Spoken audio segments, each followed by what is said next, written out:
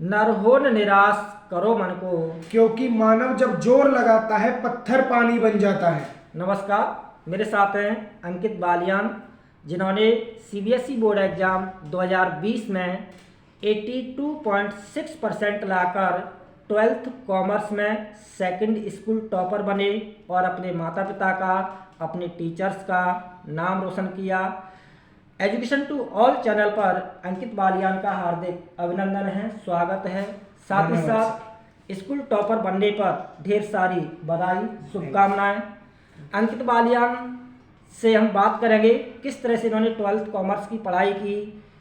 Exam के दौरान, board exam के दौरान आंसर शीट में इन्होंने आंसर किस तरह से लिखे, 12th क्लास का इनका अपना टाइम टेबल किस तरह का रहा, ये सारी बातें यानी इनके सेकंड स्कूल टॉपर बनने की कहानी इन्हीं की जुबानी हम जानेंगे।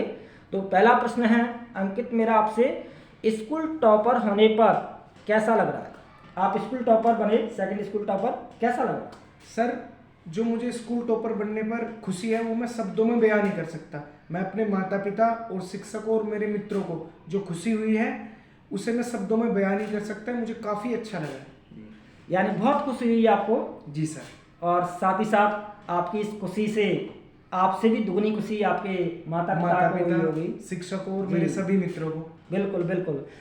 अगला प्रश्न है अंकित मेरा आपसे, 10th में आपका 62% रहा था, जी सर। 62% लगभग रहा था 10th में, और 12th में 82.6%, काफ़ी अंतर रहा। सर। 10th के मुकाबले 12th में काफ़ी अंतर रहा। यानी 10th में 62 और 12th में 82.6%। 12th में ऐसा क्या किया था आपने कि इतना परसेंटेज बना आपका? सर, 12th में जो है मैं स्ट्रेटेजी से स्टडी की है। सब सब्जेक्ट को लेकर स्ट्रेटेजी बनाए, स्लोट्स बनाता था मैं कि 3 घंटे में मुझे ये करना है, फिर मुझे ये करना है। और मंथ्स मैंने जब से तैयारी शुरू की अप्रैल से, तो अप्रैल में मुझे इतने चैप्टर फिनिश करने हैं, मई में इतने करने हैं। और पर सब्जेक्ट मैं हिंदी को भी इतनी अहमियत दी है और अकाउंट्स को भी। मैं सभी सब्जेक्ट पे मेहनत की है, जब ही मैं 62 से 82 तक आया हूँ। बहुत सुंदर। यानी आपने हर सब्जेक्ट को टाइम दिया और एक योजना के साथ पढ़ाई किया। जी सर। योजना बनाकर पढ़ाई की इन्होंने और हर सब्जेक्ट को इक्वली टाइम दिया। जो भी मेरे शिक्षकों ने मुझे कहा मैं उसी पे मेहनत की और उसी से मेरे मार्क्स आए। मैं नॉलेज के लिए पढ़ा था, मेरा कंपटीशन खुद से था, ना कि किसी बच्चे से। जी, बहुत सुंदर। और सबसे शानदार जवाब इनका, नॉलेज के लिए पढ़ाई की इन्होंने। अगला प्रश्न है मेरा अंकित आपसे, अपने टाइम टेबल के बारे में बताइए। यानी 12th क्लास का जो आपका जागने से लेकर सोने तक का जो आपका टाइम टेबल था, जो रूटीन था, उसके बारे में बताइए। सर, मैं सुबह 4 बजे उठता था और सबसे पहले मैं 82% अगर मेरे आए, सबसे पहले मैं मेडिटेशन करता था, योग करता था, जिसकी वजह से मेरी इतनी परसेंटेज आई है। मेडिटेशन से मेरा दिमाग एक जगह स्थिर रहता था, इधर उधर नहीं जाता था। 4 बजे उठ के मैं 5 बजे तक योग करता था और 5 बजे से 7 बजे तक मैं पढ़ाई करता था। फिर स्कूल आ जाता था और स्कूल से जाने के बाद खाना खाकर फिर मैं कोचिंग जाता था 1 घंटे के लिए। उसके बाद मैं 2-2 घंटे के 3 स्लॉट बनाता था। उसमें अकाउंट्स, बीएसटी और इकोनॉमिक्स, हिंदी इंग्लिश को 1-1 घंटा देता था। स्लॉट्स बना के पढ़ाई करता था और रात्रि 9 बजे तक, 9 से 10 मैं फिर टीवी देखता था और फिर सो जाता था। बहुत सुंदर। अगला प्रश्न है मेरा आपसे अंकित, क्या आपका पढ़ाई में मन लगता था? जी सर, क्योंकि सर मेरा लक्ष्य निर्धारित था, इस वजह से मेरा पढ़ाई में मन लगता था। क्योंकि मैं एक लक्ष्य, टारगेट बनाया था, मुझे यहाँ तक जाना है। और जब हम कहीं भी ट्रैवल कर रहे हैं, हमारा एक टारगेट होता है, तो हमारी गाड़ी उसी ओर चलती है। और इसी वजह से मुझे भी एक टारगेट दिया था, मेरे सभी शिक्षकों ने मुझे एक टारगेट दिया था, मेरे माता पिता ने। और मैं उस लक्ष्य को देखते हुए मेरा इतना मन लगता था, पढ़ाई में बहुत अच्छा लगता था। Very good. यानी इनका अपना टारगेट फिक्स था, इसलिए इनका पढ़ाई में मन लगता था। अंकित, ऐसा कई बार देखने में आता है, सुनने में आता है, कई बच्चे, तमाम बच्चे ऐसा कहते हैं कि हमारा पढ़ाई में मन नहीं लगता। तो जिन बच्चों का पढ़ाई में मन नहीं लगता है उनके लिए आप क्या कहना चाहते हैं? बिल्कुल सर, जिन बच्चों का पढ़ाई में मन नहीं लगता है, उनका लक्ष्य निर्धारित नहीं है। मैं उनसे कहना चाहूँगा, आप अपना लक्ष्य निर्धारित कीजिए। और माता पिता ने जो हमारे लिए त्याग किया है उसे सर्वप्रथम रखते हुए हमें आगे बढ़ना चाहिए। हमें लक्ष्य निर्धारित होते ही पढ़ाई में खुद ही मन लगने लग जाएगा। हमें कोई और चीज़ नहीं चाहिएगी, ना यूट्यूब से मोटिवेशनल वीडियो की ज़रूरत होगी, जब हम माता पिता का त्याग देख लेते हैं और लक्ष्य निर्धारित करते हैं तो पढ़ाई में हमारा मन लगने लगता है। जी बिल्कुल।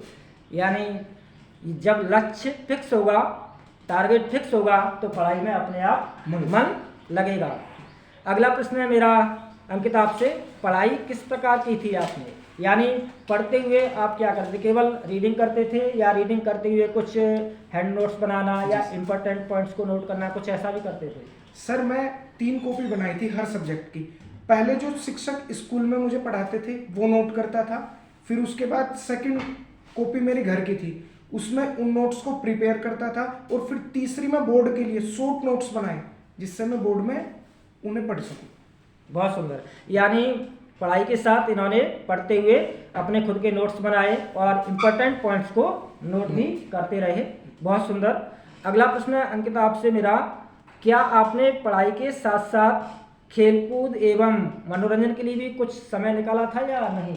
जी सर, मैं कबड्डी के लिए लगातार समय निकालता था। 6 से 7 में हमेशा बोर्ड एग्जाम में भी मैं खेलता था, क्योंकि मेरी जो प्रिपरेशन थी वो पूरी हो चुकी थी वो मार्च तक ही, और इसीलिए मैं सब बच्चों को कहना चाहूँगा 1 घंटा हमेशा अपने शरीर के लिए निकालना चाहिए, वो किसी भी खेल के रूप में हो या मनोरंजन के। मैं कबड्डी खेलता था शाम के 6 से 7 हमेशा।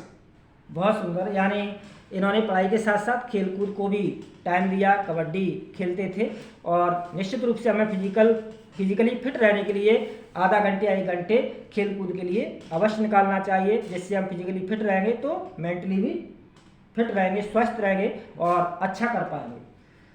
अगला प्रश्न अंकित मेरा आपसे, एग्जाम में आपने किस तरह से लिखा था? यानी बोर्ड एग्जाम में आपने आंसर किस तरह से लिखे थे? मैंने बोर्ड एग्जाम में जो पूछा था शॉर्ट एंड स्वीट, जो उन्होंने पूछा सिर्फ उसी का उत्तर दिया, और जो भी मैं लिखना चाह रहा था स्वीट। हमेशा ये नहीं होता कि हम कॉपी भर रहे हैं। बहुत से बच्चे मुझे कहते हैं कि कॉपी भरने से मार्क्स मिलते हैं, कभी नहीं। पॉइंट टू पॉइंट आंसर दो, मुझे काफ़ी अच्छे मार्क्स मिले हैं उससे। मैं पॉइंट टू पॉइंट लिखा है, यानी जितना पूछा गया था उतना ही लिखा, टू द पॉइंट लिखा। Very good. अगला प्रश्न अंकित मेरा आपसे, आप स्कूल कैप्टन भी रहे थे स्कूल में, और स्कूल कैप्टन का अपना अनुभव साझा करना चाहोगे? जी सर, और सबसे पहले तो मैं सभी शिक्षकों को धन्यवाद दूंगा जिन्होंने मुझे इस लायक समझा कि मैं स्कूल कैप्टन बनूं, और उन्होंने मुझे कैप्टन बनाया। उसी में मैं पढ़ाई के साथ साथ जितनी सीसी एक्टिविटी होती थी, खेलकूद एक्टिविटी होती थी, और स्कूल में जितनी एक्टिविटी थी, बच्चों की जो प्रॉब्लम थी, सबको मैं शिक्षकों तक पहुंचाता था, सोल्व करता था। मुझे काफ़ी अच्छा लगा, और स्कूल के अंदर जो हमें करना चाहिए वो कैप्टन बन के, और जो आगे भी कैप्टन बनेंगे उन बच्चों से भी कहना चाहूँगा, पढ़ाई के साथ साथ सीसीए एक्टिविटी जरूरी है जो कैप्टन को करनी चाहिए, और सब बच्चों की समस्याओं का समाधान भी कैप्टन की ही जिम्मेदारी है, और मैं वो की है। यानी समाधान या जिम्मेदारी इस तरह से भी कहा जा सकता है कि जो छोटी क्लास के बच्चे हैं उनकी प्रॉब्लम सुनना, उनकी हेल्प करना, एक तरह से सहायता करना। वो मुझे अपना बड़ा भाई मानते थे, मैं उनकी प्रॉब्लम सोल्व करता था। बिल्कुल अच्छी बात है, ये छोटे बच्चों की सहायता करते थे। अंकित बालियान जो स्कूल कैप्टन बने थे, एक तो 2 काबिलियत इनकी मैं यहाँ पर बताना चाहूँगा चैनल पर। एक तो ये बड़ों का आदर करते हैं, सभी टीचर्स का, गुरुजनों का सम्मान करते हैं, सभी इनकी तारीफ करते थे। दूसरा, इनका जो स्पीच देने का तरीका है, बोलने का तरीका है, स्पीच बहुत सुंदर देते थे आप। ये 2 ही कारण थे, और पढ़ने लिखने में भी काफ़ी होशियार थे, तेज थे। इसी वजह से ये स्कूल कैप्टन बन पाए थे। बहुत अच्छा स्पीच देते थे आप, और रेस्पेक्ट भी सभी टीचर्स का करते थे। तो सभी पूरा स्टाफ चाहता था कि स्कूल कैप्टन अंकित बालियान ही बने।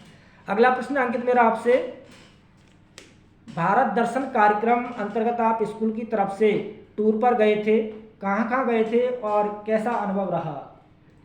मैं नेपाल तक गया था सर। भारत दर्शन में मुझे चुना गया था स्कूल की ओर से, और काफ़ी अच्छा लगा। केंद्रीय विद्यालय का जो प्रतिनिधित्व वहाँ कर रहे थे, हमारे सभी शिक्षक हमारे साथ गए हुए थे।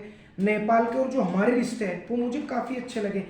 भारत नेपाल मैत्रिक भवन मैंने वहाँ पे देखा, और वहाँ की जो लड़कियाँ हैं उनकी यहाँ पे शादी होती है, हमारी लड़कियों की वहाँ, उनसे हमारा एक मित्र रिश्ता है जो मुझे काफ़ी अच्छा लगा। और इसमें हमने सारी चीज़, वहाँ का कल्चर देखा, कितना अच्छा कल्चर है, वो हमारा कितना सम्मान करते हैं, हम उनका कितना सम्मान करते हैं, ये मुझे पहली बार देखने को मिला नेपाल के रिश्ते से। भारत का कितना आदर होता है विदेशों में। यानी आप नेपाल बॉर्डर पर गए थे या नेपाल में गए? नेपाल में गए थे सर, अंदर। यानी नेपाल में भारत को जो सम्मान दिया जाता है वो काफ़ी अच्छा लगा आपको।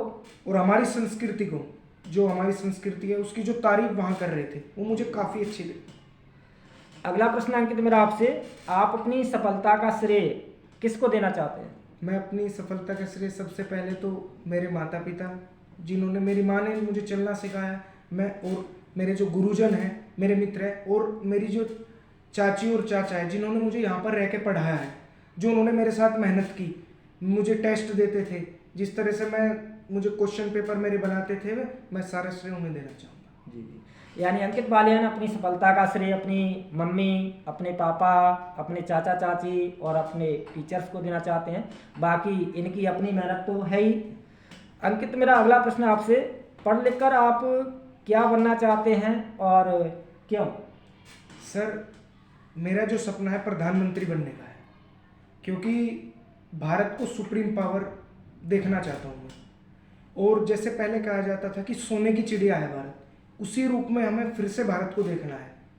इसीलिए मैं प्रधानमंत्री का मेरा सपना है। मैं मेहनत करूँगा, हर फील्ड में कार्य करूँगा, जिससे फिर से सुप्रीम पावर हमें देखने को मिले भारत, और सोने की चिड़िया फिर से वर्ल्ड में हमें कहा जाने लगे। और ये लगभग संभव होने लग रहा है, और इसे मैं अपना भी सहयोग देना चाहता हूँ ताकि भारत और ऊपर जाए। बहुत सुंदर। अंकित बालियान का सपना है कि वो भारत के प्रधानमंत्री बने और भारत को सुप्रीम पावर बनाए, पहले की तरह सोने की चिड़िया के रूप में भारत को देखना चाहते हैं अंकित बालियान। बहुत सुंदर सपना है इनका, बहुत अच्छा लक्ष्य है, देश के प्रति समर्पण की भावना, सेवा की भावना, बहुत सुंदर। अगला प्रश्न मेरा अंकित आपसे, 12th कॉमर्स के छात्र छात्राओं के लिए कुछ कहना चाहोगे? कोई सफलता का मंत्र, कोई टिप्स, कोई संदेश देना चाहोगे? जो भी हमारे भाई बहन 12th बोर्ड एग्जाम अभी दे रहे हैं या फ्यूचर में जो भी भाई बहन 12th बोर्ड एग्जाम देंगे, उनके लिए कोई सफलता का मंत्र, कोई टिप्स, कोई संदेश देना चाहोगे? जी सर, हमें हर सब्जेक्ट को अप्रैल से सीरियस लेके चलना चाहिए। 5 सब्जेक्ट के नोट्स प्रिपेयर करने चाहिए हर बच्चे को। 1 अप्रैल से अपनी पढ़ाई शुरू कर देनी चाहिए, और सब सब्जेक्ट के नोट्स बनाकर, और 3 नोट्स, एक तो स्कूल में जो बनाए जाते हैं घर पे, और एक शॉर्ट नोट्स जब हम बोर्ड के टाइम पढ़ते हैं जनवरी और फरवरी में, उससे काफ़ी अच्छे मार्क्स आएंगे, इसमें कोई संदेह नहीं है। जी बिल्कुल, यानी सफलता का कोई शॉर्टकट नहीं होता। यदि परिश्रम किया जाएगा तो निश्चित रूप से उसका परिणाम बहुत ही शानदार होगा। अप्रैल से ही मेहनत करना शुरू कर देनी चाहिए। बहुत बहुत धन्यवाद अंकित। धन्यवाद। निश्चित रूप से अंकित के टॉपर बनने की जो कहानी है, इनका अपना जो परिश्रम है, इनकी जो सुझाव हैं, किस तरह से इन्होंने 12th में तैयारी की थी, मेहनत की थी, वह निश्चित रूप से हमारे 12th के जो भी भाई बहन बोर्ड एग्जाम देंगे उनके लिए अवश्य उपयोगी साबित होगा, काम आएगा, उपयोगी साबित होगा। बहुत बहुत धन्यवाद। और सभी 12th के भाई बहन के लिए all the best, good luck, जय हिंद।